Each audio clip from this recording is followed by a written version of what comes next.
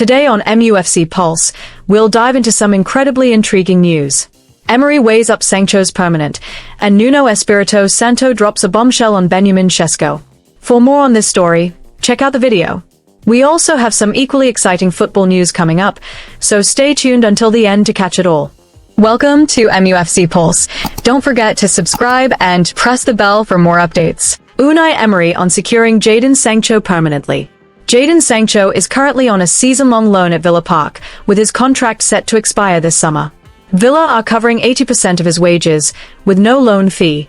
However, Emery has revealed the Midlands club could now look to sign the United player as a free agent in the summer. While a final decision is yet to be made, Unai Emery has admitted that the door remains open for Jadon Sancho to make his stay at Aston Villa permanent.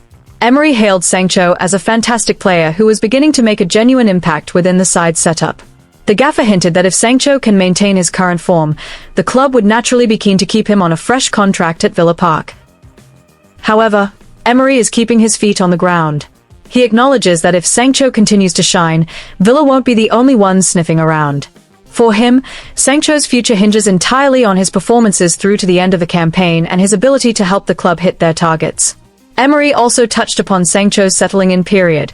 He noted that during the first half of the season, the winger struggled to find his rhythm despite putting in the hard yards. Now, the tide seems to be turning. Sancho is seen to have made significant strides and is finally rising to the challenge set by both the club and himself.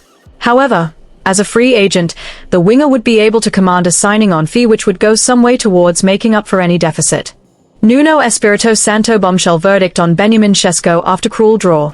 Manchester United have managed to remain unbeaten in their last 5 matches. However, they failed to continue their 5th win streak after a draw against West Ham. Manchester United, who travelled to East London, almost lost before the score was levelled by Benjamin Sesko in the 96th minute. This draw result does not change Man United's position in rank 4, as Chelsea in rank 5 also got a draw against Leeds United. However, there is a possibility that Aston Villa could pull away from United by 5 points if they win against Brighton. In the first half, Manchester United immediately took the initiative from the opening minutes with high ball possession. Bruno Fernandes and Bryan Mbeumo were active in moving the ball, but West Ham's defence remained tight. The first chance came in the 9th minute when Jarrod Bowen met a Crescencio Somerville cross. His header only went slightly wide of the post. Manchester United responded through a set-piece scheme in the 17th minute. Harry Maguire's header from a corner kick was still wide of the target. West Ham threatened again in the 13th minute through a curling shot by Somerville from outside the penalty box. Goalkeeper Sen Lamens was alert to tip the ball away. The Red Devils' best chance came in the 22nd minute. Luke Shaw struck the ball from a corner, but hit the ball right on the goal line. Towards halftime, the tempo of the game slowed down and both teams struggled to create clean chances. The first half ended in a goalless draw. In the second half, West Ham appeared more aggressive, and as a result, West Ham took the lead starting from a Jarrod Bowen assist on the right side. Thomas Soucek, who ran without any tight marking from Man United players, scored the goal. Manchester United tried to respond quickly by increasing the pressure, which started from a beautiful Kobbie Mainoo assist. Casemiro then scored a goal via a header in the 63rd minute, but the goal was disallowed by VAR due to an offside position. Man United looked frustrated, as many finishes did not result in goals, even though Carrick had brought on his 2 strikers Benjamin Sesko and Joshua Zirkzee. However, Man United kept trying to utilise their possession, and as a result, they levelled the score starting from an Mbeumo assist.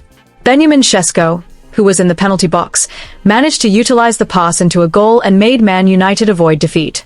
From the statistics, Man United looked superior, with 10 shots, 4 on target, 65% possession with 90% passing accuracy from 585 passes. The first spotlight is certainly on Benjamin Sesko, the saviour of United from Michael Carrick's first defeat. Michael Carrick emphasised that Benjamin Sesko's crucial contribution was not an instant surprise that appeared out of nowhere. According to the manager, Sesko has consistently proven his ability to score goals, both in official matches and during training sessions. Carrick sees that sharpness as Sesko's true identity as a forward. He believes that the late equaliser will provide a very positive psychological impact on the striker's confidence going forward. Besides Carrick, the host coach Nuno Espirito Santo gave a statement after the match about the game and also Benjamin Sesko. Coach Nuno Espirito Santo revealed that the feeling of sadness was felt collectively, both by the players and the fans in attendance. Although the result was not satisfying, Nuno assessed that his men had shown a very good level of competition. He appreciated his team's ability to dampen the opponent's aggressiveness, whom he considered a high-quality team. That slick performance was clearly visible at the start of the second half, where they appeared very positive by successfully scoring a goal and showing a solid defense. However, the coach stressed that there is no room to keep grieving. The team must immediately bounce back and keep moving forward as the only way out of this disappointment. Specifically for Sesko, although satisfied with West Ham's defensive discipline which dampened United for almost the entire match, Nuno admitted that Sesko's goal was a painful, heavy blow. Nuno revealed that he had been wary of the Sesko threat even before the match started. He praised Sesko's extraordinary calmness in finding gaps in a very tight penalty box.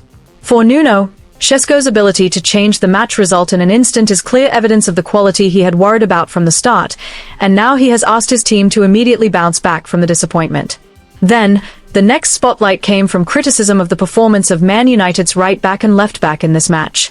Diogo Dalot and Luke Shaw, who were less successful in withholding the onslaught from those directions, earned a rating of 5 from many media outlets. Dalot, playing the 300th game of his career, booked for a challenge on Somerville, who kept him busy throughout. A drop-off from his recent performances.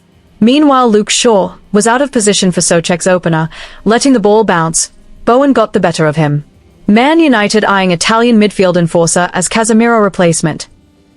Manchester United are reportedly identifying their primary target to bolster the engine room for the summer 2026 transfer window.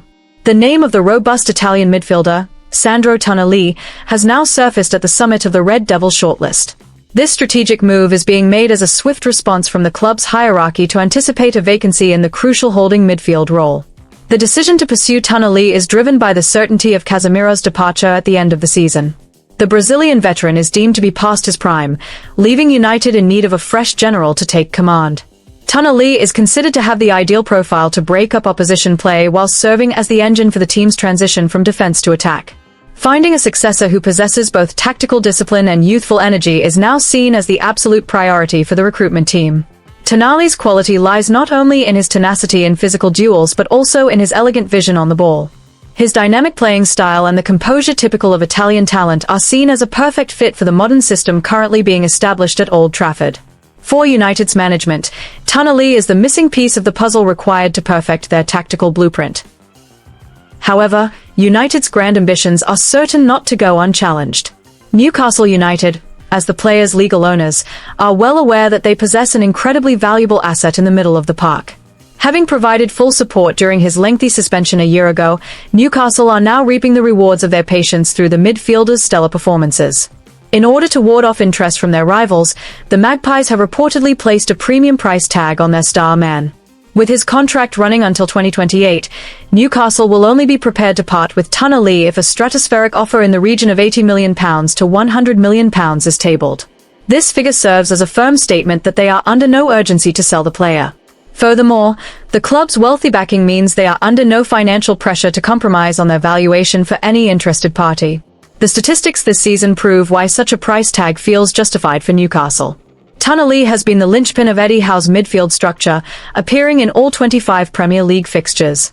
From a total of 37 appearances across all competitions, he has also managed to chip in with 5 assists, underlining his contribution to the attack. On the other hand, the Champions League factor could be the ace up Manchester United's sleeve in these negotiations. Sandro Tonali is reportedly yearning for a return to Europe's elite competition, something United are currently better positioned to offer. United's standing in the top 4 provides a strategic advantage over Newcastle, who remain languishing in mid-table. The prospect of hearing the famous anthem at Old Trafford may prove to be a temptation far too great for the Italian to ignore. While United appear to be in the driving seat, they must remain wary of movements from other heavyweights. English giants such as Arsenal and Tonali's domestic titans, Juventus, are reportedly monitoring the situation with a keen eye. The fierce competition in the upcoming transfer window is predicted to turn this move into one of the most intriguing dramas to follow. Any delay in formalizing an offer could allow these lurking predators to hijack the deal at the 11th hour. Thus far, Sandro Tonali's camp has chosen to remain diplomatic regarding his future. His agent, Beppe Rizzo, has yet to issue an official statement, merely hinting that a final decision will only be made once the current campaign reaches its conclusion. Tonali's primary focus remains on giving his absolute best for Newcastle until the final whistle of the season. Hit that like button, subscribe, and let us know in the comment your opinion.